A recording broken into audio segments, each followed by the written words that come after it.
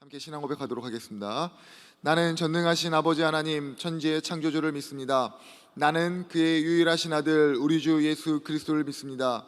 그는 성령으로 잉태되어 동정녀 마리아에게서 나시고 본디오 빌라도에게 고난을 받아 십자가에 못 박혀 죽으시고 장사된 지 사흘 만에 죽은 자 가운데서 다시 살아나셨으며 하늘에 오르시어 전능하신 아버지 하나님 우편에 앉아 계시다가 거기로부터 살아있는 자와 죽은 자를 심판하러 오십니다.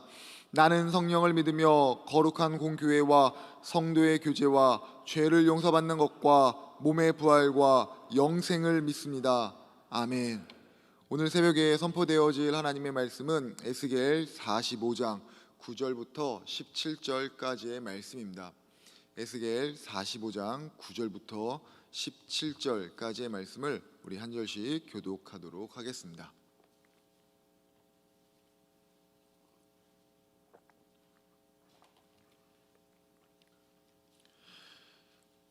주 여호와께서 이같이 말씀하셨느니라. 이스라엘의 통치자들아, 너희에게 만족하리라. 너희는 포악과 겁탈을 제거하여 버리고 정의와 공의를 행하여 내 백성에게 속여 빼앗는 것을 그칠지니라. 주 여호와의 말씀이니라.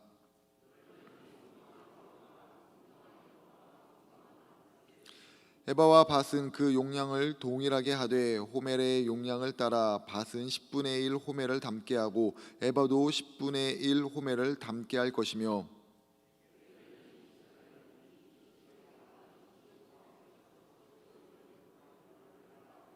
너희가 마땅히 드릴 예물은 이러하니 밀 한 호멜에는 6분의 1 에바를 드리고 보리 한 호멜에서도 6분의 1 에바를 드리며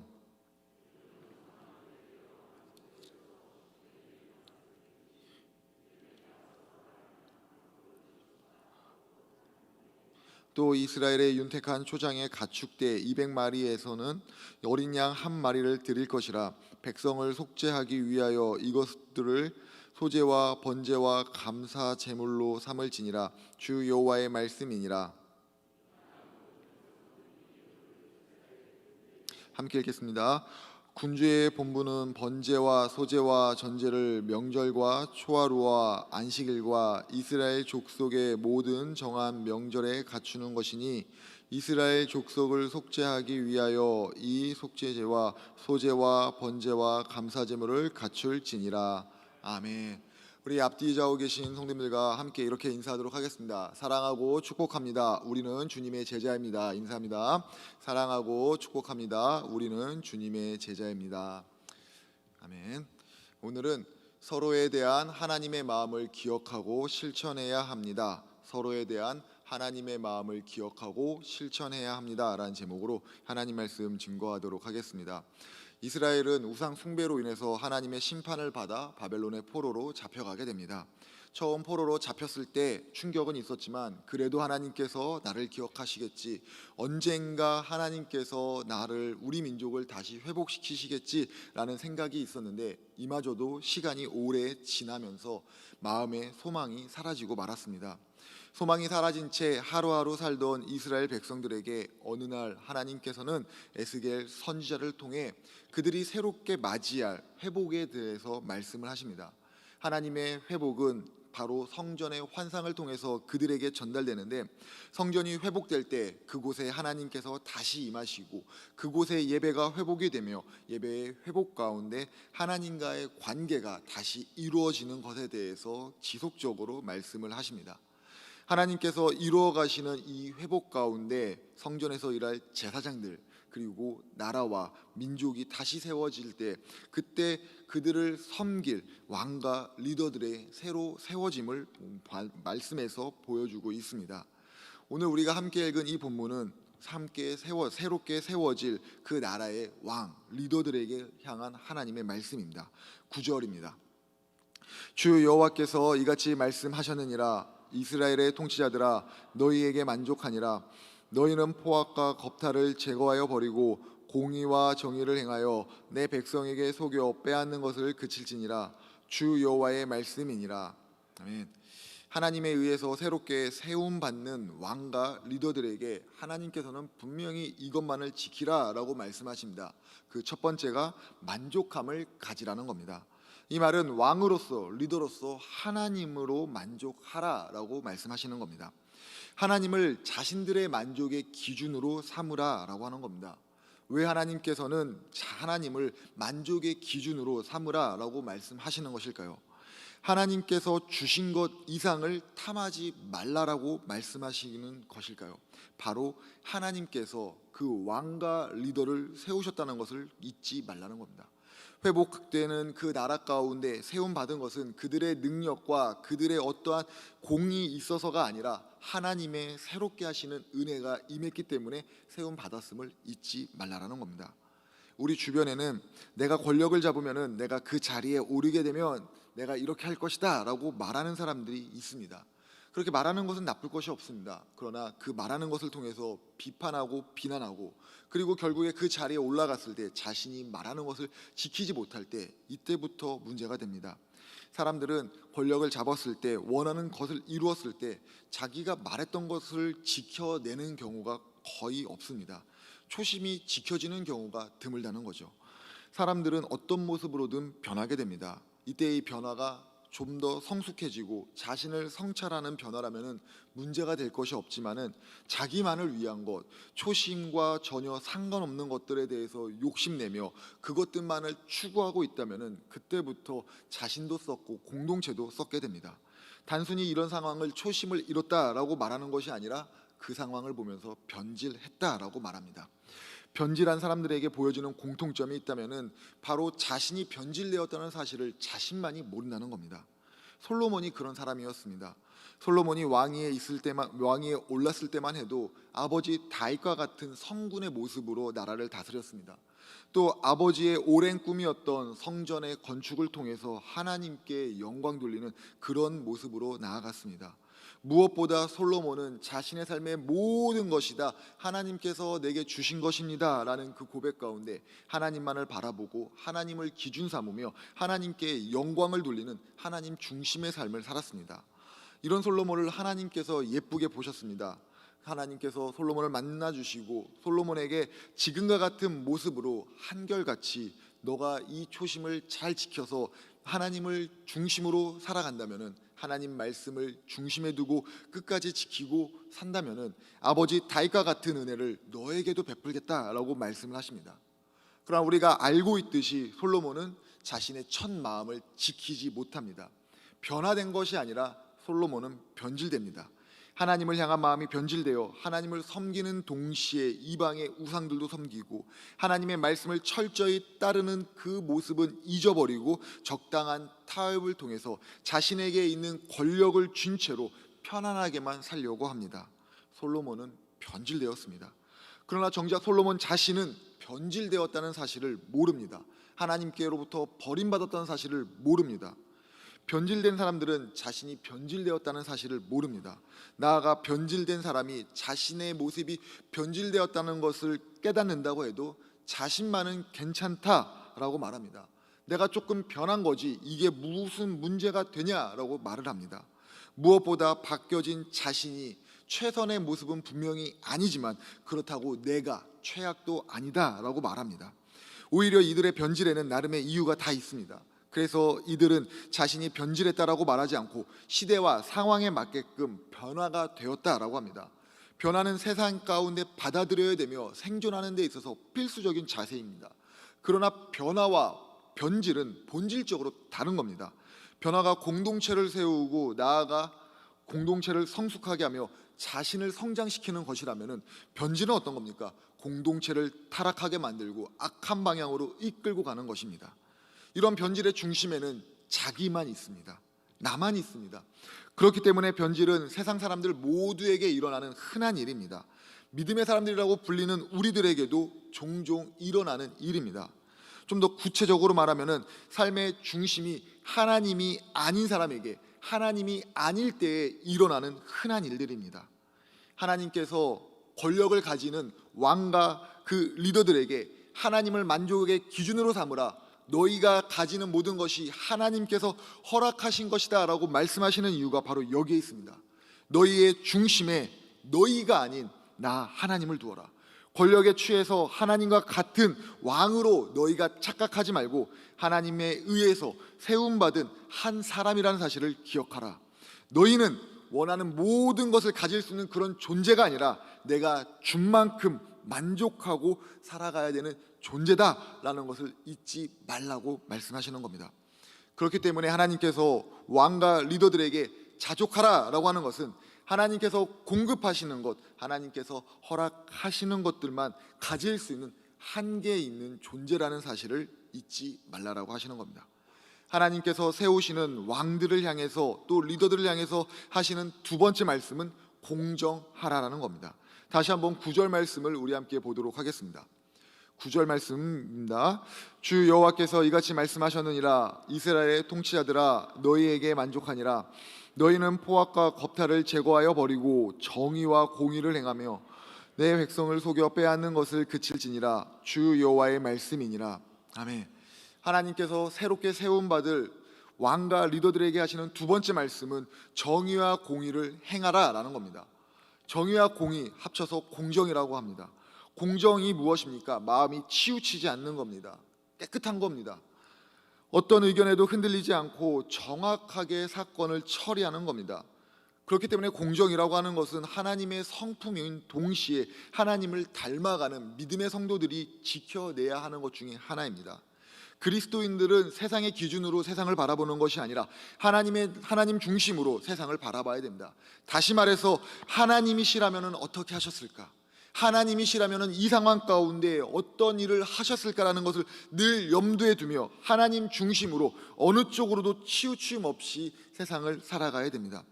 그러나 공정하게 산다는 것, 공의와 정의를 행한다는 것은 초심을 지켜내는 것만큼이나 쉽지가 않습니다. 세상이 아무리 공정한 절차를 밟는다고 해도 모든 사람들의 마음에 그 공정함이 받아들여지지 않을 때가 훨씬 더 많이 있습니다. 그렇기 때문에 세상은 보다 나은 법 집행, 그리고 나은 시스템을 통해서 부족한 공정의 부분을 채우려고 합니다. 하지만 결과는 우리가 받아들이는 것처럼 늘 아쉽습니다. 세상에서 공정해야 됩니다, 공정한 절차대로 행하고 있습니다 라고 말하지만은 우리의 마음 한구석에는 왠지 아쉬움만 있습니다. 또 하나의 문제를 극복하고 나면은 또 다른 불공정의 문제가 우리의 삶 가운데 늘 나타납니다. 그렇기 때문에 공정이라고 하는 것, 공의와 정의를 행한다라고 하는 것은 애시당초 사람의 능력으로 행할 수 있는 것이 아닐 수도 있습니다. 공정은 하나님의 능력을 입은 사람만이 행할 수 있는 것으로 우리는 믿습니다. 그래서 하나님께서 왕들에게 공정하라라고 말씀하시는 것은 앞에서 언급한 자족하라라고 말씀하시는 것과 같은 의미의 말씀입니다. 무슨 말씀입니까?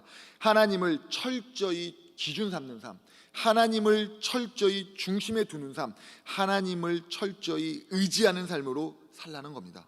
하나님께서 세워주신 권위를 자신의 욕망과 욕심을 채우는 데만 사용하는 것이 아니라 하나님께서 맡겨주신 백성과 국가를 세워 나아가는데 사용하라는 겁니다. 그러면 하나님께서 세우신 왕들의 삶 가운데 하나님께서 주시는 평강이 있다라고 하나님 약속하십니다. 그리스도인은 누가 뭐라고 해도 하나님만을 의지하는 삶을 살아야 됩니다.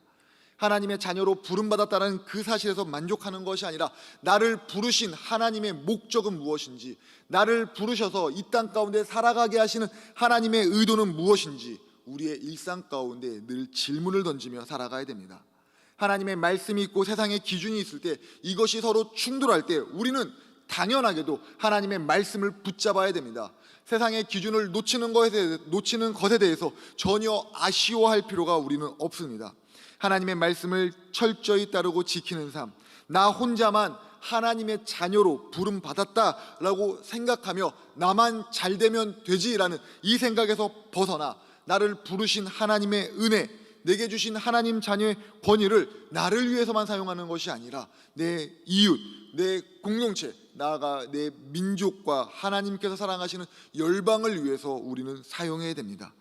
하나님께서 우리를 자녀로 불러주셨다는 것, 하나님과 친밀한 교제를 맺으면서 하나님께서 주시는 은혜를 받는 것도 있지만은 분명히 기억해야 되는 것은 내가 부름받은 한계가 있는 하나님의 자녀라는 사실을 늘 잊지 않아야 됩니다. 하나님이라는 한계 가운데 하나님을 의지하며 세상과 다른 삶, 하나님을 기준 삼는 자족과 하나님의 성품을 담는 공정의 삶을 살아가는 우리 한 분 한 분 되시길 주님의 이름으로 부탁을 드립니다. 하나님께서는 이스라엘의 이 회복에 대해서 말씀하신 후 새롭게 세워지는 제사장과 왕의 삶의 방식에 대해서 말씀하셨습니다. 하나님을 기준 삼으라, 공정하라 라고 말씀하셨습니다. 이어 하나님께서는 제사장과 왕들이 하나님께 드려야 될 제물, 예배법에 대해서도 말씀을 하십니다. 13절, 14절 말씀입니다. 너희가 마땅히 드릴 예물은 이러하니 밀 한 호멜에서는 6분의 1 에바를 드리고 보리 한 호멜에서도 6분의 1 에바를 드리며 14절입니다. 기름은 정한 규례대로 한 고르에서 10분의 1 밭을 드릴지니 기름의 밭으로 말하면 한 고르는 10밭 곧 한 호멜이며 10밭은 한 호멜이라. 아멘. 하나님께 드리는 이 제물에 포함된 것들이 있습니다. 13절부터 17절까지의 말씀에 나오는 건데, 하나님께 드리는 제물에 포함된 것은 밀, 보리, 기름, 어린 양들이 포함되어 있습니다. 이 제물을 드리는 1차적인 대상은 왕입니다. 하나님께 세움받은 왕 리더들이 드려야 됩니다. 그렇다고 꼭 왕에게만 제한되어 있지 않습니다. 오히려 하나님께 드리는 것들의 일부는 이스라엘 전체가 드려야 되는 것으로 충당이 됩니다. 다시 말해 기본적인 예물은 왕들이, 리더들이 이스라엘 백성들을 위해서 희생 제물로 드리지만 일반 백성들 역시도 그것은 왕들의 일입니다 라고 뒷짐지고 있는 것이 아니라 그들 역시도 특별한 제물을 드림으로 왕이 희생 제물을 드리는 그 예배 가운데 참여해야 됨을 본문을 통해서 하나님 말씀하십니다. 하나님께서 이스라엘을 회복시키시는 이 과정 가운데 왕 혹은 이스라엘 백성들 혼자서만 예배를 드리라 라고 하는 것이 아닙니다. 왕과 이스라엘 백성들 모두 각자의 삶에서 각자의 희생제물로 하나님 앞에 나와 예배를 드리라 라고 말씀하시는 겁니다. 이렇듯 하나님께 드려지는 이 예배는 우리로부터 시작이 되어서, 나로부터 시작이 되어서 공동체 전체로 확장되어야 됩니다. 직분에 상관없이 하나님 앞에 부름받은 성도라는 이 사실 하나만 가지고도 하나님 앞에 예배를 드려야 됩니다. 예배를 통해서 하나님과 관계를 유지할 수 있도록 우리 모두는 서로 노력을 해야 됩니다.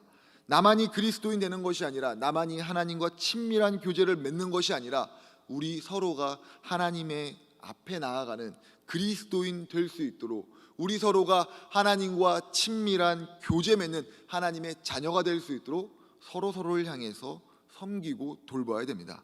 하나님께서 원하시는 것은, 하나님께서 회복시키시는 것은 개인의 회복이 아니라 개인의 회복을 넘어 공동체가 회복되는 겁니다. 각자의 모습대로 서로 돕고 섬기고 또 나와 같은 한 명의 사람을 세워 또 한 명의 제자가 되게 하는 것, 또 한 명의 또 하나의 공동체가 되게 하는 것, 이것이 하나님이 이루어 가시는 회복의 모습입니다. 코로나 시대를 보내는 가운데 가장 힘든 것은 일상이 멈춘 것이 아니라 경제적으로 어려움을 당하고 있다는 것이죠. 미래학자이면서 목사인 최윤식 박사가 쓴 코로나 이후 3년 한국교회의 담대한 도전이라는 책을 보면은 앞으로 한국교회는 세계적인 경제 침체에 영향을 받은 성도들의 어려운 삶을 이해하고 위로하고 나아가 소망이신 예수님을 붙잡게 하는 사역을 준비하고 그 사역들을 해야 한다라고 합니다. 어려운 상황 가운데 맞이한 성도들이, 어려운 상황 가운데 맞이한 사람들이 예수님을 붙잡고 예수님을 소망으로 삼고 견딘다는 것을 다른 말로 표현하면 믿음을 지키게 하는 사역을 해야 한다는 겁니다. 맞습니다. 코로나 시대를 지내는 가운데 우리가 해야 되는 것은 예전의 모습으로 돌아가는 것이 아니라 지금의 고통의 순간을 겨우겨우 견디고 있는 우리 주변의 이웃들, 우리와 함께하는 성도들에게 소망 되신 예수님을 붙잡게 할 수 있는 그 믿음을 지킬 수 있게끔 돕는 겁니다. 세상의 냉혹한 가운데 쓰린 마음으로 하루하루 견디듯 사는 부모 세대들과 더욱더 좁아진 취업의 문 앞에서 절망하는 자녀 세대들에게, 그리고 교회 울타리 밖에서 신음하고 있는, 고통받고 있는 그 자들에게 삶의 진정한 소망 되시는 그 예수님을 만날 수 있도록 우리는 그들을 향해서 나아가야 되고 돌봐야 되고 섬겨야 됩니다. 우리 여기 있는 우리 모두 다가 한 명 한 명이 하나님 앞에 나아가 예배드리는 예배자로 온전히 설 수 있도록 나를 향한 하나님이 모두를 향한 하나님이라는 이 사실을 기억하며 적극적으로 하나님의 뜻을 우리 이웃들을 향해서 행해야 됩니다. 친절과 존중, 공감과 배려를 통해 예수님의 사랑을 전하며 예배 공동체, 소그룹 공동체, 선교 공동체로 사람들이 속할 수 있도록 문턱을 낮추는 가운데 더욱더 적극적으로 내 손을 내밀어 그들을 잡아줘야 되고 내 손을 벌려 그들을 품어줘야 됩니다. 올 때까지 기다리는 것이 아니라 우리가 그들을 향해서 나아가야 되는 겁니다. 하나님께서 나 혼자가 아닌 우리를 공동체로 부르시고 우리를 교회로 부르신 그 이유는 간단합니다. 서로 섬기고 배려하며 하나님과 관계를 회복하는 공동체를 세워 나가라고 부르신 것입니다. 하나님의 뜻을 행하고 공동체를 세우고 어려운 이웃을 돌보고 섬기며 구제하는 것은 어느 한 사람에게, 어느 한 선교자에게, 목회자 그룹에게만 속하는 것이 아니라 예수님을 믿고 우리가 하나님의 제자, 하나님의 자녀가 되었습니다라고 믿음의 고백을 하는 우리 모두가 마땅히 받아들이고 행해야 되는 것입니다. 하나님의 뜻을 중심에 두고 하나님께서 우리를 부르신 이 사실에 용기 있는 순종을 하시길 바랍니다. 그리고 순종하며 하나님의 말씀을 용감하게 실천하시길 바랍니다. 나를 향한 하나님의 그 마음이 서로를 향한 하나님의 마음이라는 사실을 깨달으시고 그 깨닫는 것 가운데 하나님을 향해 나아갈 때, 이웃을 향해 나아갈 때, 교회의 문턱을 넘어설 때 하나님의 기적은 아닐지 몰라도 서로를 세워가는 회복된 공동체, 회복된 일상으로 우리는 살아가게 됩니다. 공동체를 만나게 하신 하나님의 마음을 기억하십시오. 나를 회복시키신 하나님께서 공동체를 회복시키신다는 것을 기억하십시오. 서로 섬기고 돌보는 우리는 그런 서로에게 소중한 존재가 되어야 됩니다. 오늘의 삶을 살아가는 가운데 하나님의 놀라운 섭리를 통해 만나는 이들을 하나님의 사람으로 세울 수 있는, 그들을 예배의 자리로 초청할 수 있는, 그들이 예배자가 되게 하는 우리 모두가 되시길 주님의 이름으로 축복합니다.